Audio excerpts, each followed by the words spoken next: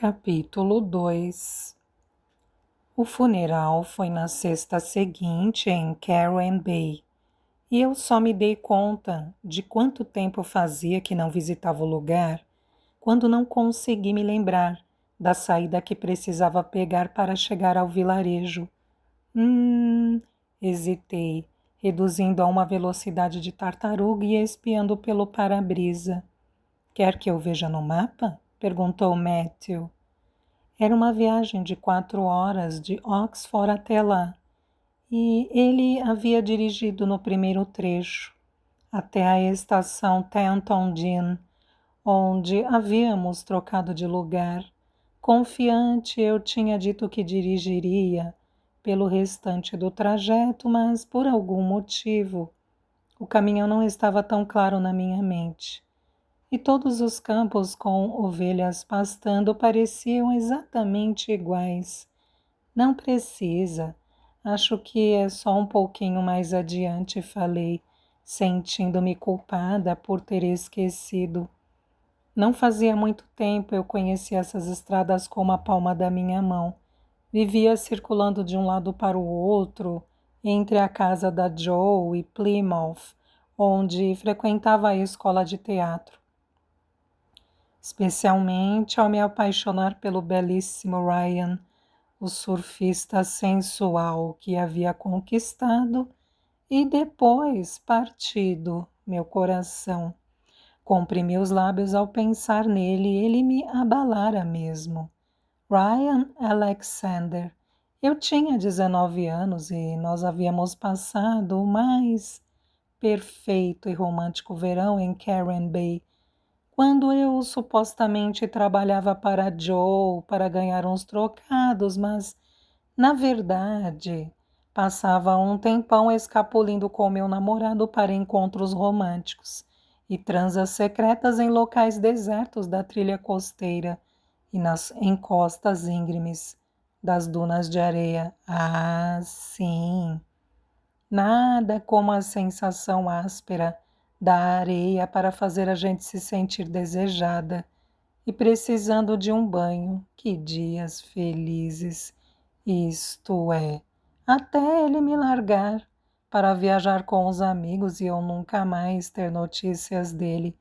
Agora, sempre que eu pensava no Ryan, o que não acontecia com muita frequência, para ser sincera, ele continuava jovem e parecendo um deus, bronzeado e musculoso em seus eternos 19 anos. Devia ter ido viver com alguém na Austrália ou no Havaí, pensei, ainda atrás das ondas, na esperança de pegar aquela esquiva onda perfeita. Dei uma freada brusca, bem a tempo de pegar a saída. Ei, cuidado! Exclamou Matthew, projetado para a frente no banco. Desculpa, estamos quase chegando. Karen Bay fica a 1,5 km.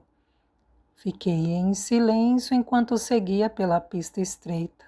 Ia avançando devagar, pensando no acidente da Joe, naquela mesma estrada e com as lágrimas brotando dos olhos, pelo que me dava a impressão de ser a 100ª vez desde que recebera a notícia.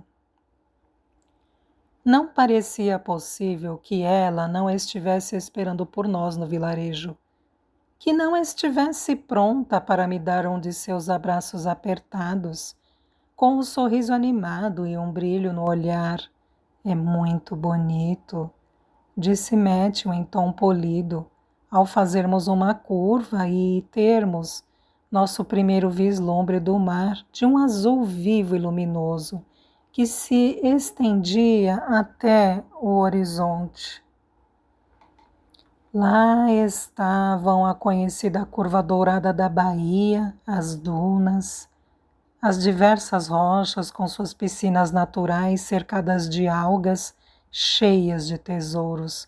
O café da Joe era uma construção com estrutura aparente de madeira, janelas enormes e um deck, e foi ficando visível na extrema esquerda. murmurei com a voz trêmula, prendendo o choro. Era absurdo que Matthew nunca houvesse me acompanhado numa das viagens até lá. Ele não gostava de passar as férias na praia, nada o deixava mais feliz do que escalar uma enorme montanha sombria, açoitada por ventos de tempestade. Quanto a mim, nada era melhor do que ficar com os pés na água, o sol batendo no rosto e ouvir o grasnado e o bater das asas das gaivotas no céu. Eu diria que é perfeito, não só bonito. Retruquei, um momento depois, ao chegarmos ao primeiro conjunto desordenado de casas caiadas e velhos galpões de pedra do vilarejo, com seus telhados de ardósia salpicados de líquen amarelo. Devon e Dorset são bonitos. A Cornualha é selvagem e primitiva demais para ser outra coisa senão perfeita. Pelo canto do olho vi Matthew arquear as sobrancelhas diante do meu detalhismo, mas ele não disse nada. Matthew e eu nos conhecemos 5 anos antes. Eu trabalhava como garçonete num bar. Não exatamente. Eu trabalhava atrás do balcão num pub, supostamente gastronômico no centro de Oxford. Embora pub da gastroenterite talvez fosse uma descrição mais apropriada, dada a falta de higiene básica daquele chefe maluco, o Jimmy. Bar com serviço de coquetéis, aquilo não era. O dono, um sujeito corado chamado Len McIntosh, ou Big Mac, como todos o chamavam, por causa do físico de jogador de dardos, era de Doncaster e achava que coquetel era coisa de veado, como dizia, com seu jeito encantador. Estava claro que garotas com trajes idiotas era um fetiche para o Big Mac, razão porque durante todo o mês de dezembro ele vestia a equipe feminina do bar com roupas ridículas de elfo, todas aparentemente criadas para oferecer o máximo de desconforto e vergonha. Veja bem, não eram só as garçonetes que sofriam. Os garçons tinham que usar galhadas felpudas de rena com sininhos de verdade. Não era o traje mais masculino que havia, como meu colega Lee ficava resmungando amargurado. E assim lá estava eu uma noite, com minha roupinha de elfo, que consistia num vestido verde ervilha horroroso, do mais puro nylon, um cinto vermelho berrante e, para completar, um chapeuzinho absurdo verde e vermelho. Eu me senti uma perfeita pateta, além de feliz, do fundo do coração por não ser Natal todos os dias, ou mesmo todos os meses, quando Matthew apareceu com um bando de colegas do escritório chegando para seu festejo anual. A romântica que há em mim gostaria de dizer que nossos olhares se cruzaram por entre as torneiras de chope e que eu me derreti como cera de vela depois de encarar seus penetrantes olhos. Para ser franca, eu estava tão esgotada com a quantidade de pedidos do bar e com o fato de meu vestido de elfo suarento estar me dando alergia que nem prestei atenção. Só quando ele bancou o herói mais tarde que o olhei pela segunda vez. Sim, bancou o herói. Você leu direito. Agora esta história está ficando romântica, não é mesmo? O grupo do Matthew já chegou ao pub de porre. Eram 16 homens, todos funcionários da mesma empresa de TI, ou seja, caras com jeito de nerd, mau gosto para se vestir e muito pálidos, batendo um papo animado sobre coisas complicadas de computador, enquanto se entupiam de um risoto nojento de peru. Não estou passando uma imagem muito boa do Matthew, não é? Tenha paciência. Quando terminaram a refeição, fui tirar a mesa e tive que me esticar por cima dela para pegar o prato de um sujeito, que se mostrou particularmente imprestável, não o entregando a mim.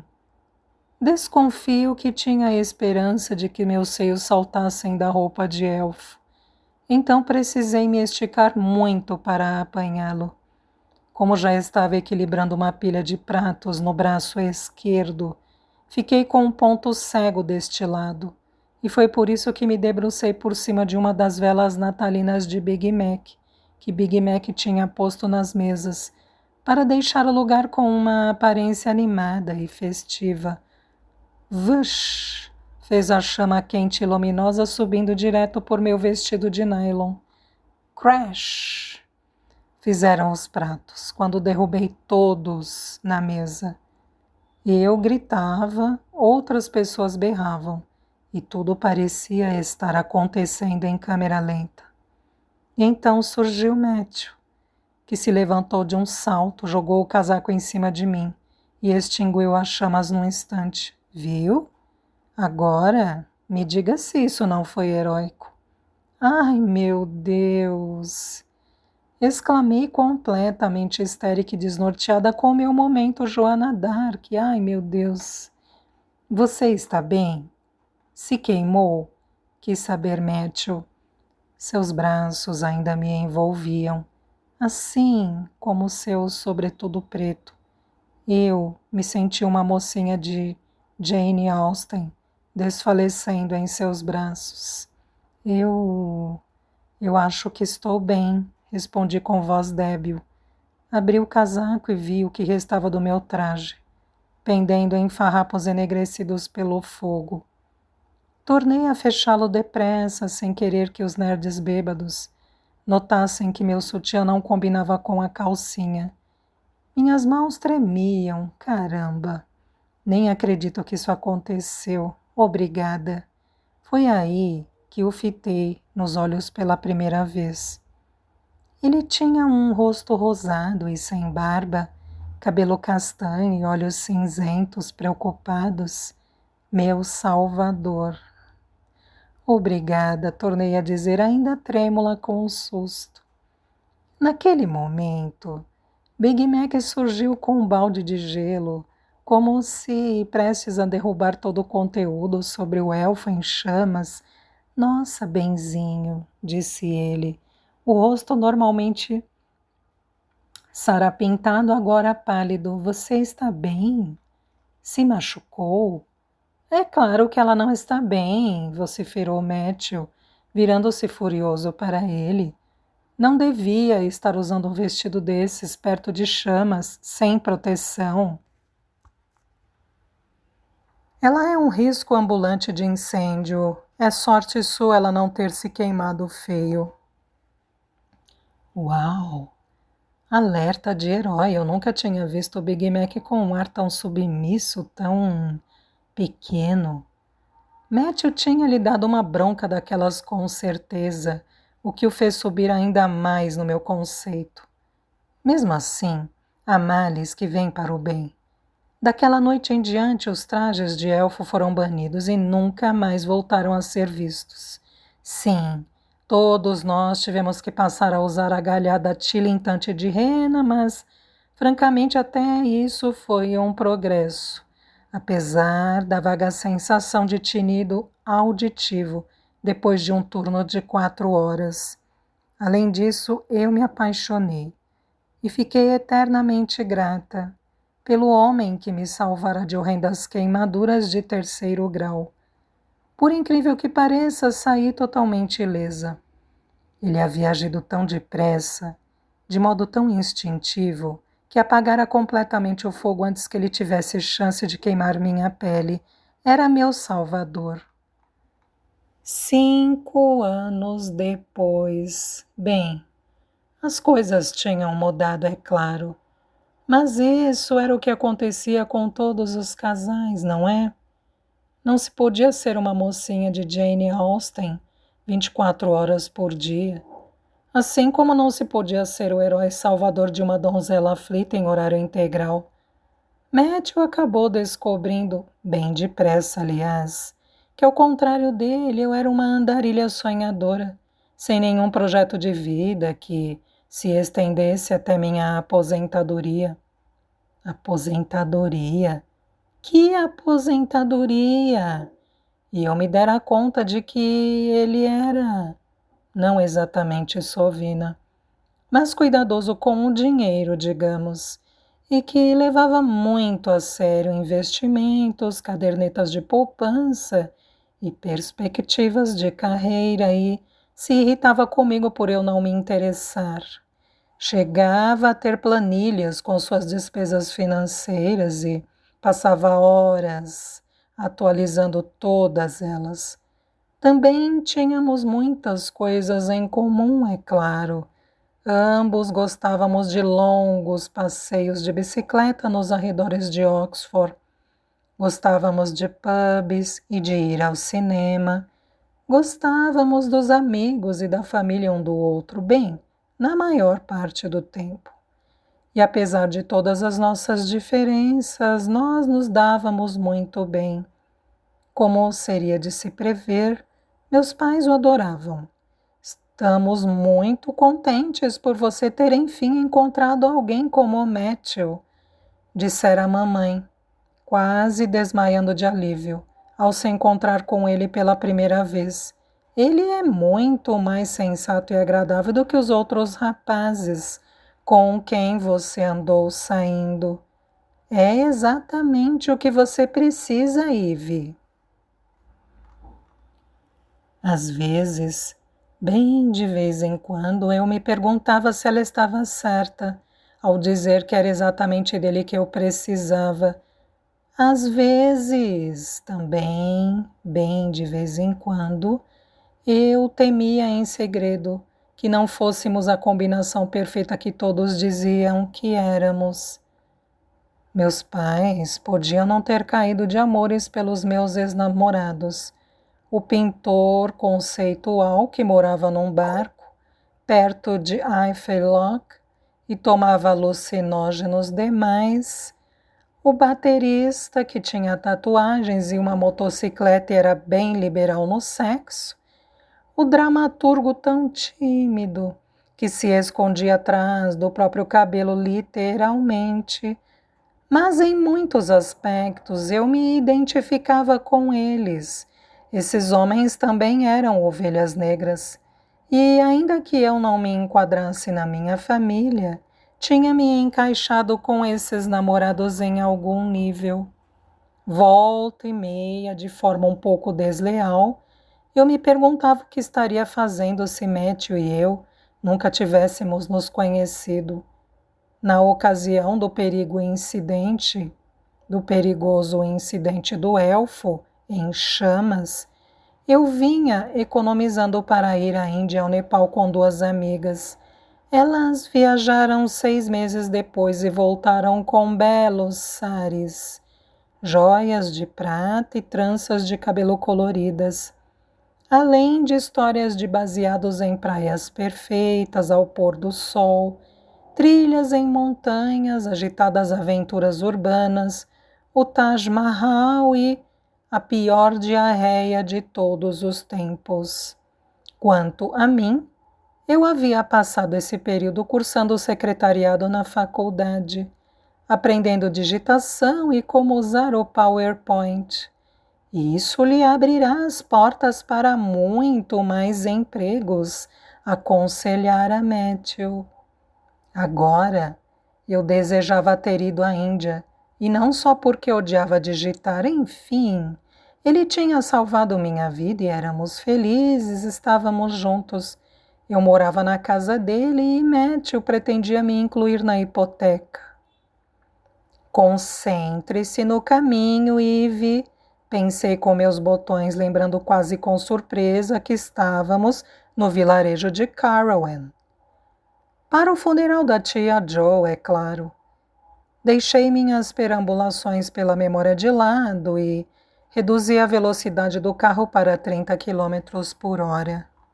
Lá estavam a velha escolinha, a fazenda em que Joe comprava leite e legumes, a loja de surf Pura Onda, que tinha uma arara com roupas de mergulho do lado de fora e pranchas espalhafatosas na vitrine, a mercearia que lembrava uma cabine de polícia e as lindas casas antigas de pedra.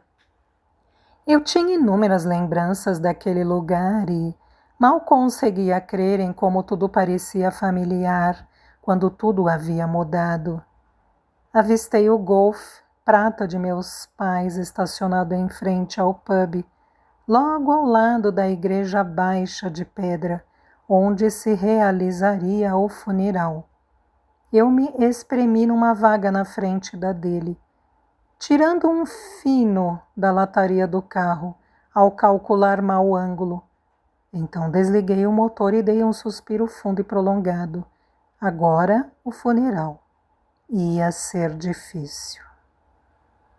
Saltei com dificuldade, sentindo-me amarrotada e mal vestida, depois de tanto tempo enfurnada no carro, e procurei ajeitar o cabelo e alisar a saia preta no curto trajeto até a igreja.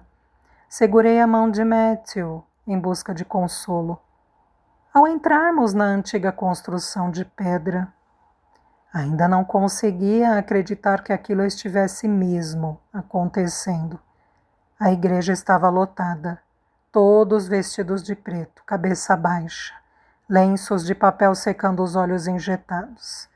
Mamãe fez uma leitura, assim como o pastor local, homem de pele curtida e cabelos brancos, que disse palavras comoventes sobre quanto Joe havia sido importante para a comunidade de Carrowan. Depois de cantarmos o hino All Things Bright and Beautiful, a melhor amiga de minha tia, Annie, levantou-se para fazer um discurso tocante sobre a pessoa maravilhosa que fora a tia Joe e sobre a saudade que todos sentiriam dela. Por seu coração bondoso, pelo seu senso de humor sarcástico e por saber todas as fofocas, concluiu.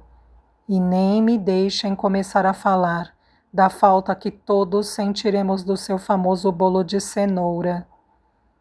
Mais tarde, quando já estávamos no cemitério, vendo o caixão baixar a sepultura, com uma brisa balançando os galhos de teixos ancestrais, realmente entendi que ela se fora, partira para sempre.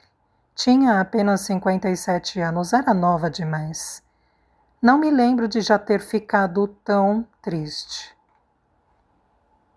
O pub do vilarejo, o Velocino de Ouro, tinha preparado um buffet para a ocasião e manteve a bebida fluindo livremente a tarde inteira. Por dentro, o ambiente era escuro e acolhedor, com o pé direito baixo e janelinhas de casa de campo. As paredes eram decoradas com velhas redes de pesca, placas de latão polido de arreios de cavalo e quadros de barcos de pesca. Mamãe e papai foram ao escritório do advogado conversar sobre o testamento. Mas o resto de nós, Matthew e eu, Ruth e Tim, seu marido, e Louise e Chris, o marido dela, ficou por ali. Os filhos deles tinham sido deixados com vários amigos e sogras para passar a noite. De modo que nossa conversa foi pontuada por diversos telefonemas para saber como estavam as crianças. Você pode lembrar o Hugo de que ele precisa estudar violino hoje à noite? Ele tem as provas do nível 2 na semana que vem, disse Ruth bem alto ao celular, como se esperasse impressionar o resto do pub com seu menino prodígio. Enquanto isso, Louise teve que cantar Brilha, Brilha, Estrelinha pelo telefone para a sua caçula, que não parecia muito contente com a viagem da mamãe. Nas primeiras 2 vezes, ela cantou baixinho, curvada sobre o celular, como que profundamente constrangida com o pedido. Mais alto? Isto foi mais alto. Ela soltou um suspiro quando Matilda não ficou satisfeita. Ah, está bem, resmungou revirando os olhos. Se é indispensável. Bebeu todo o conteúdo da taça de vinho e soltou a voz, dessa vez muito mais alto, atraindo vários olhares intrigados dos outros fregueses. Crianças! Foi sua exclamação cômica ao encerrar a ligação. Louise ficou para lá de bêbada em menos de 1 hora, as bochechas vermelhas, o cabelo se soltando mais do rabo de cavalo a cada minuto, os gestos tornando-se progressivamente mais amplos. Aparentemente ela estava brava com mamãe. Vocês acreditam que ela foi lá e inscreveu Joss no concurso de sósias dos bichos de estimação do abrigo de animais junto com o Monty? Disse Louise indignada. Ora, francamente, dá para ser mais sem noção?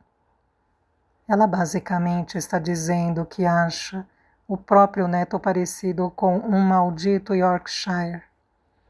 Apesar das circunstâncias, caí na gargalhada. Josh era o compenetrado filho de 7 anos de Louise e Chris. E sim, pensando bem, tinha o mesmo cabelo castanho desgrenhado e os mesmos olhos travessos do Monty, o cachorro rabugento dos meus pais. Eu não teria me incomodado tanto se ela tivesse me pedido primeiro, esbravejou Luiz. Mas ela simplesmente foi e mandou as fotos dos dois sem me dizer nada. Que atrevimento! Qual é o prêmio? Quis saber Matthew. Será que Josie ganharia 1 ano de ração pedigree? Louise lhe deu um tapa com um descanso de copo.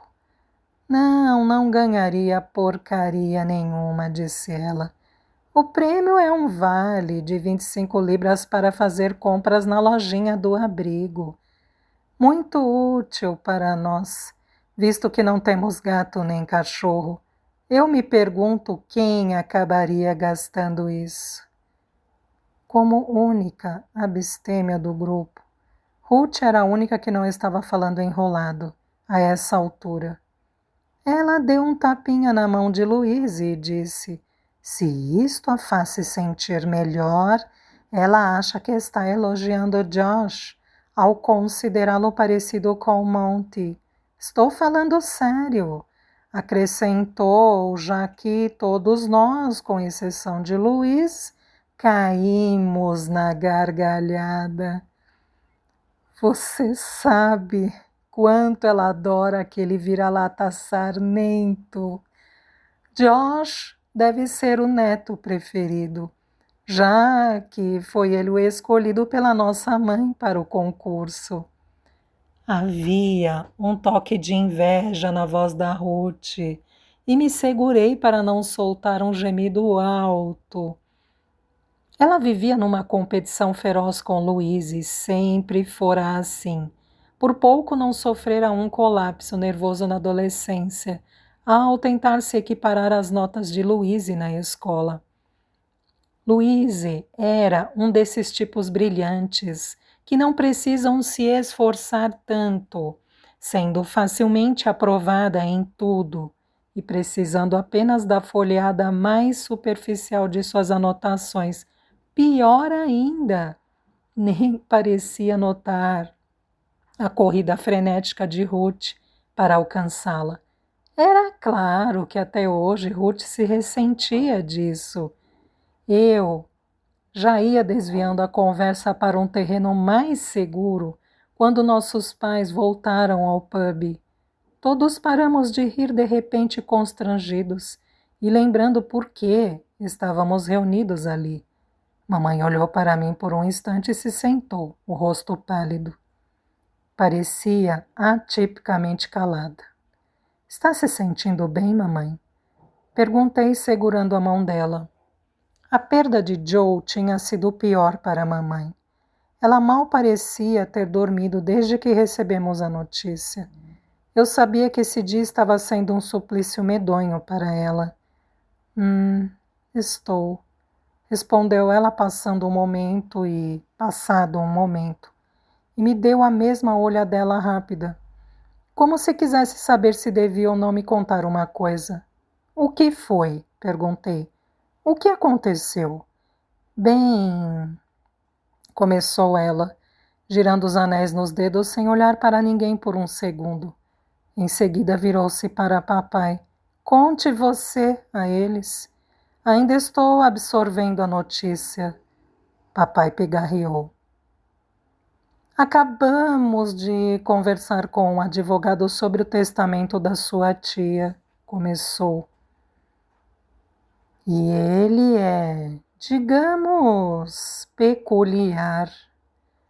Fez uma pausa e senti meu coração acelerar. Não era próprio do papai, afável e brincalhão, assumir um ar tão grave.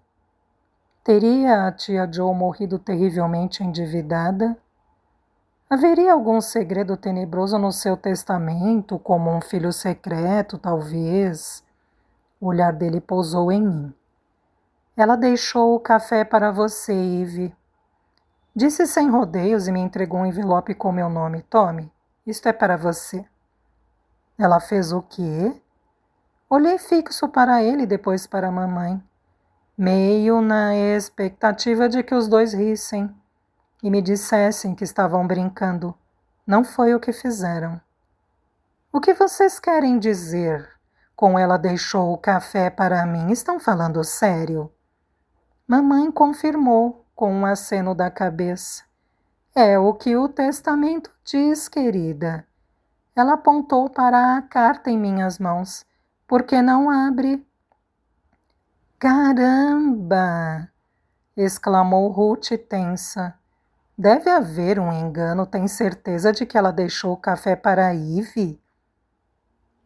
Baixei os olhos para o envelope, emudecida, e rasguei o papel com dedos atrapalhados, a boca subitamente seca.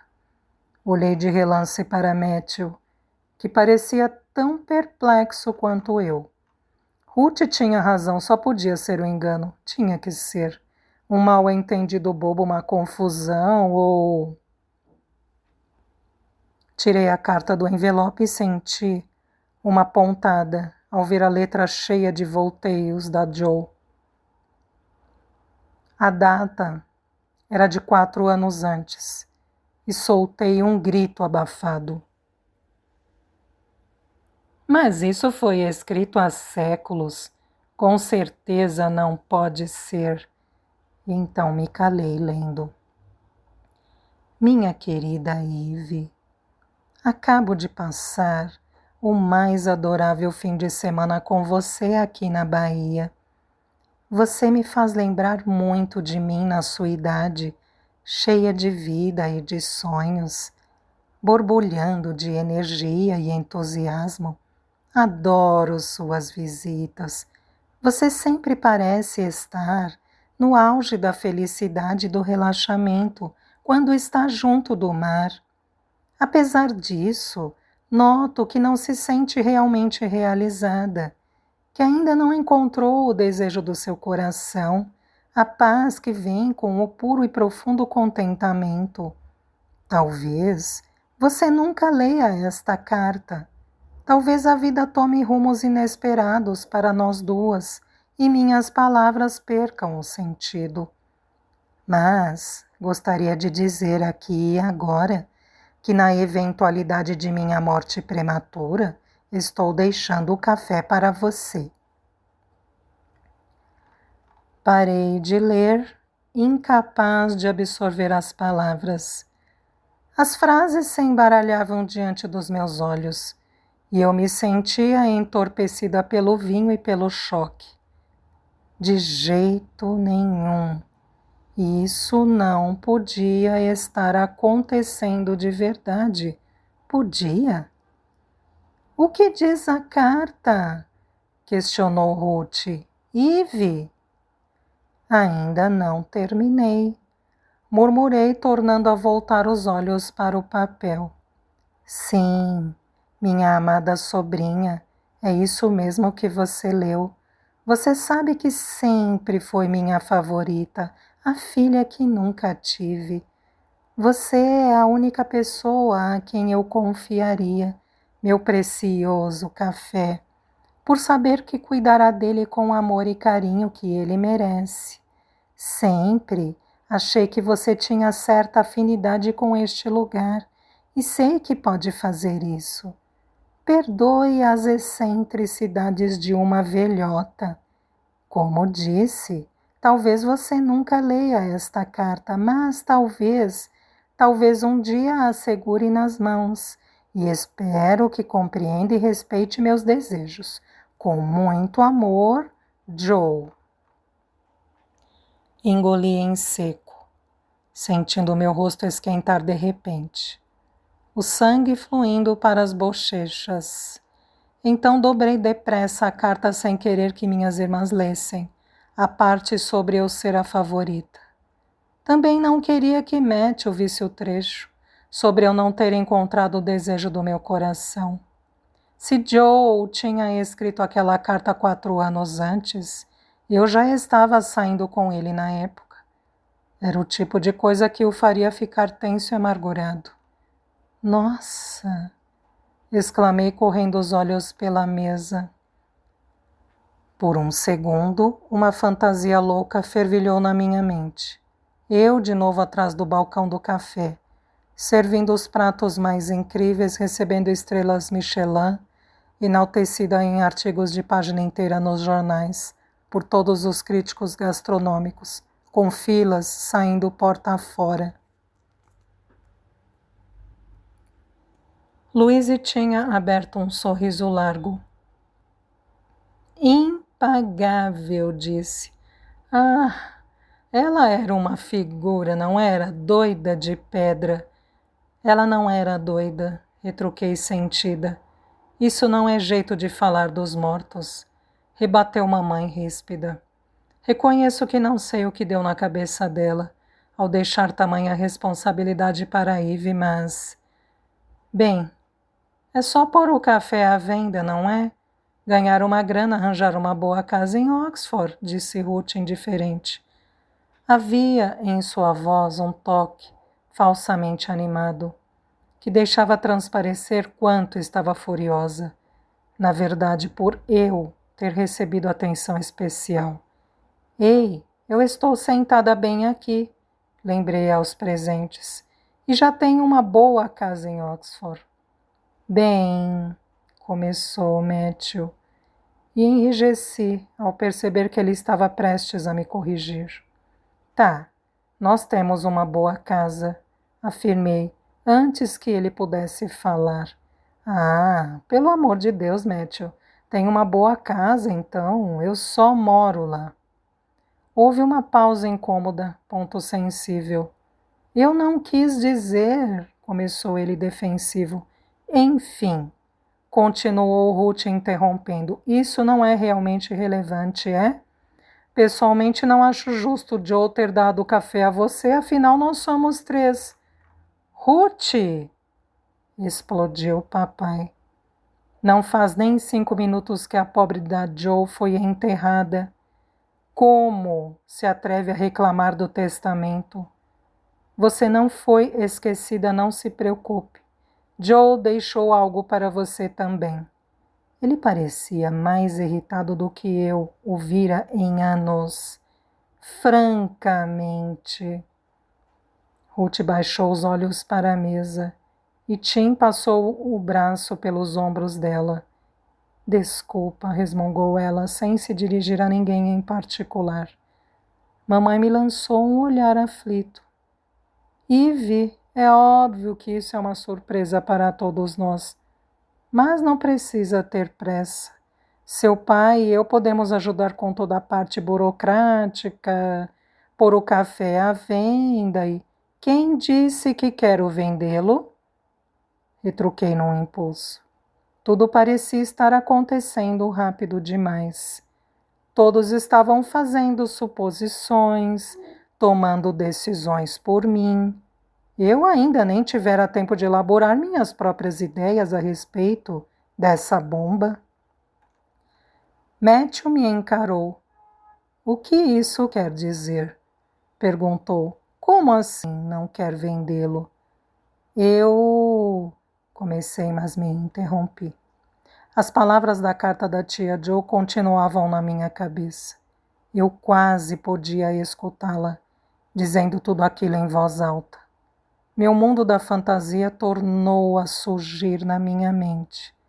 Já podia sentir o gostinho do dinheiro. Com uma visão de Matthew e eu com aventais iguais, atrás do balcão trocando sorrisos felizes, enquanto eu preparava a espuma de leite para os cappuccinos e ele salpicava chocolate em pó, em formato de coração. Nós poderíamos fazer isso, não é?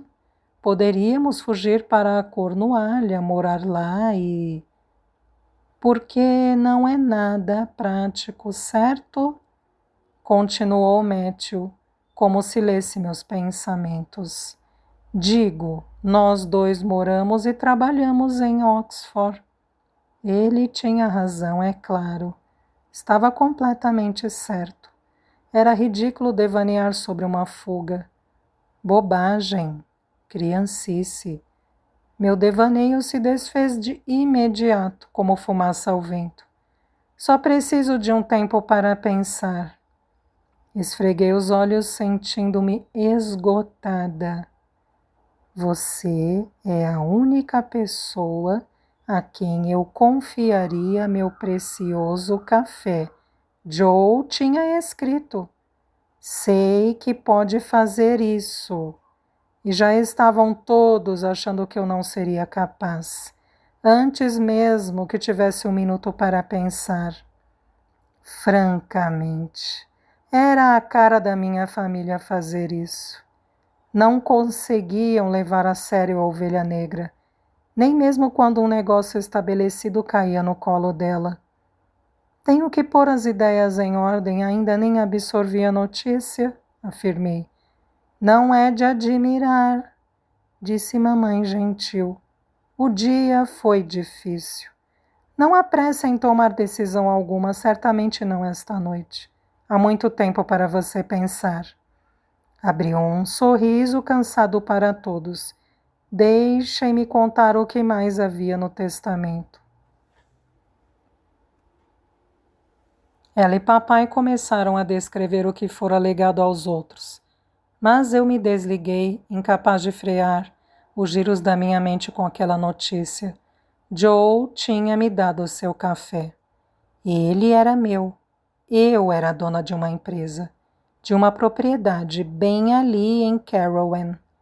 Só houve uma coisa que consegui pensar em fazer. Peguei minha taça de vinho e me pus de pé.